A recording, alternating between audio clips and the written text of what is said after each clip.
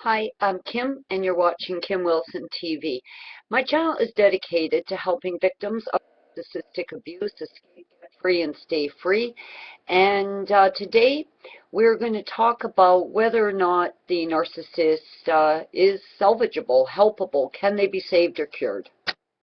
I guess initially I believed that the responsibility to get Trevor well fell on me. I was in a very abusive relationship where Trevor put me down, humiliated me, shamed me, and I mean privately, publicly, smear campaigns when we were in a loving, what I thought loving relationship. I mean, just all this absolute chaos and really destructive crazy making, is going on pretty steady. I truly believed, since he kept telling me it was me and I wasn't loving him, as much as I should, and I didn't love him at all. I guess I believed at that time that the responsibility was mine to try and love him well, as almost part of a caretaker sort of responsibility. Now, since everything was being blamed on me, and since I was really internalizing that, I mean, the bombardment was pretty relentless. So, I did believe everything was my fault, and I had absolutely come to believe through his constant repeating of, you don't love me, you don't love me, you don't know how to love me, you don't care about me. I had thought, well, I know I do love him, but whatever it is I'm doing in this, exchange of love I'm trying to make with him, I'm failing miserably. But that gave me sort of a sense of power. I thought, okay, if this is all my fault and if I'm the one not loving him properly, these are things that I can change. These are, issues that I control.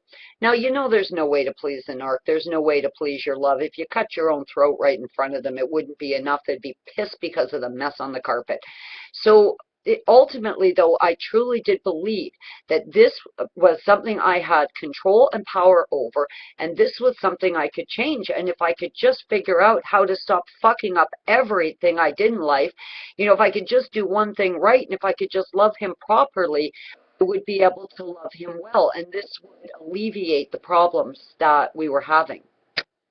Now, I am speaking for myself always in my videos, but, I do read all the comments. I try to reply to all the comments. I have really invested a tremendous amount of my time, a huge portion of my life over the last 5 years into really researching this topic. And, I've met with and spoken to a lot of people. So, kind of in a way I generalize a bit because I know that we've all been through really, really similar experiences. And I'm sure many of you can relate to that, constantly trying to prove your love, constantly trying to do things the way they want them done, and all those eggshells that you're walking on, and you're so careful, and you just don't want to tip the apple cart, and everything you try fails.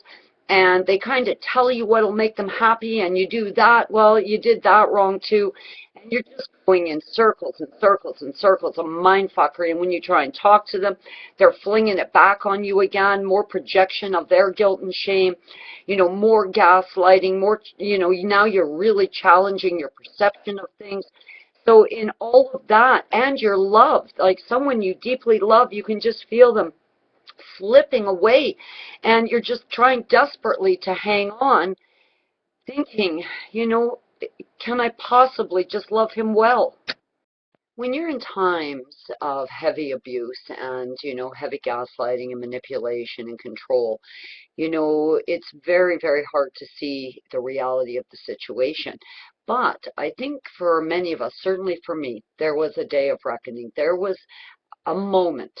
Trevor had created a shitstorm so severe that there was no getting past it, absolutely no getting past it. And I've talked quite a bit about some of the things that Trevor has done. And, as time goes on, you will realize, and I swear to God, every word out of my mouth, that God's honest truth, with no exaggeration or lies, truly as I experienced them, with no exaggeration. I wouldn't say I was thin-skinned, but I think This last one, now I don't know if it was like the biggest one or if it was just compounded and compounded and that was it. But I think for all of us, there is this day of reckoning, this moment when it all becomes clear and you just snap out of it and go, whoa, what the fuck is going on here, buddy? Like, who is this creep? What is this creep doing? What am I doing here?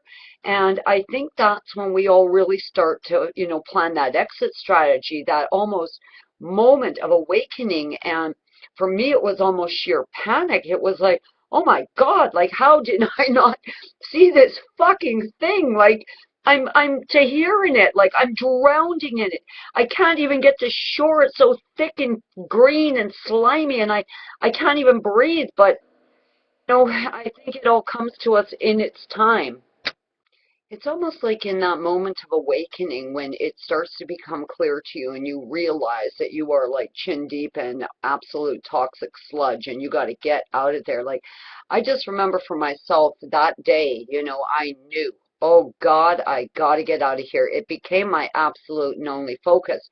And I really realized, because I was still stuck with Trevor for a while. And at night I would fall asleep and I would think, okay, it's a matter of time. Just breathe, stay calm. It's just a matter of time. These moments of waking up with this horrible thing beside me are numbered and I'm going to get out of here. Like, I knew it. It became my primary focus.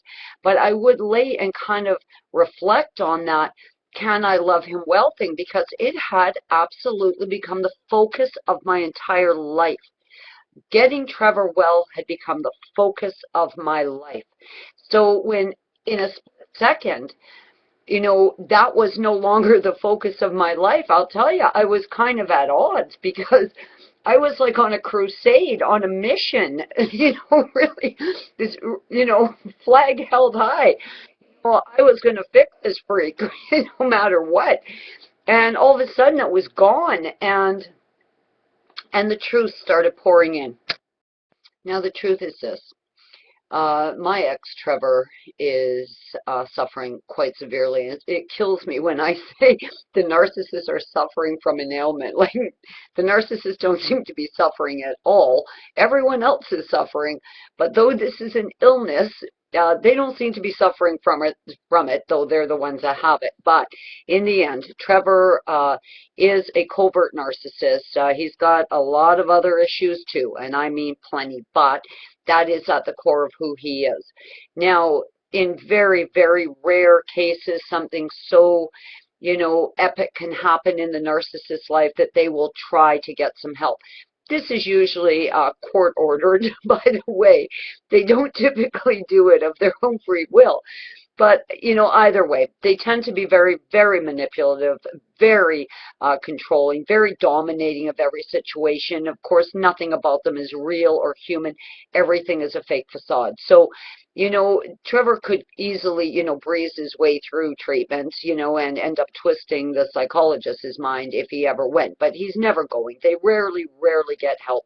The truth is, in most cases, therapy makes them much, much worse. And the other thing is they tend to get much, much worse with age. There was no way in the world that I ever could have loved Trevor well.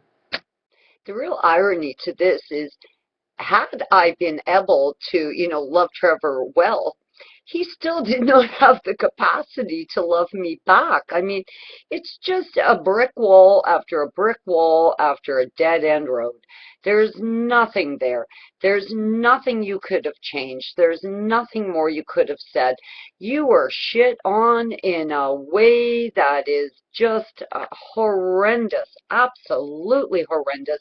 You show up in the relationship believing you've met a great person, and you open up your heart and your life and your family and everything to them, and none of it was real. And it's a big, ugly, bitter pill to swallow, most definitely. But accepting the facts for the facts was always, the thing that started to just set me free, because I want to live in a reality-based world. And the reality is, even if I could have fixed them, there was nothing there. It was just poof, an illusion.